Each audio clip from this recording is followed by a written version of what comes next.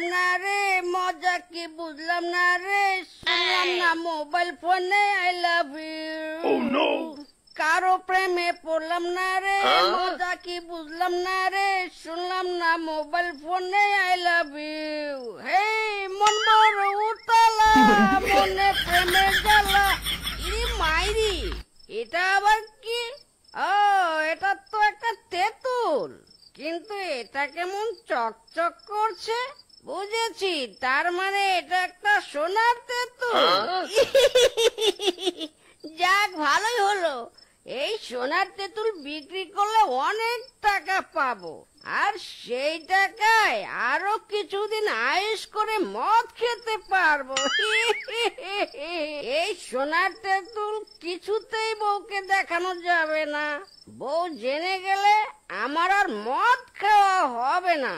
তার চেয়ে বরং এটা এখানেই কোথাও লুকিয়ে রাখি। ব্যাস ব্যাস, কাজ হয়ে গেছে, এবার আর কোনো চিন্তাই নেই। ওট বলছি, আর কত ঘুমাবি? হ্যাঁ, এদিকে আমি টেনশনে প্রায় রয়ে যাচ্ছি, আর তুই নাকি তেলকে ঘুমাচ্ছিস। আরামজাদা, এই ওট বলছি। ইরি মাইরি, বউ সকাল সকাল ব্রেকফাস্ট না খাইয়ে ঝাড়ুর মাইর খাওয়াচ্ছ? ও বাবা গো, পুরো শরীরে আমার ব্যথা করছে। আরামজাদা, তোকে মারবো না তো কি করবো শুনি? মাথা নিয়ে নাচবো? কত বড় সব বনেছে কাণ্ড ঘটেছে, সে খেয়াল কি আছে তোমার? হ্যাঁ, ওহ, সকাল সকাল আবার কি সর্বনাশ হলো?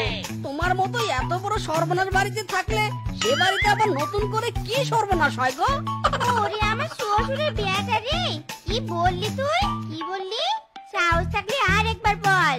ইরি মাইরি, সে ক্ষমতা আমার নেই বউ। আচ্ছা, কি সর্বনাশ হয়েছে বলো তো শুনি। এসো আমার সাথে এসো।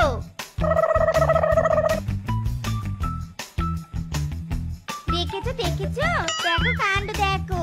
রাতারাতি এত বড় একটা তেঁতুল গাছ এখানে কি করে এলো?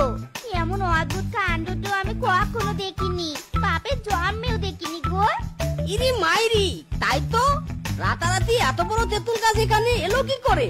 কাল রাতের ব্যাপারটা বউকে বললে বউ তো আমায় হেভি কেলানি দেবে। কি করি এখন? ওটা কি সত্যি সোনার তেঁতুল ছিল নাকি অন্য কিছু?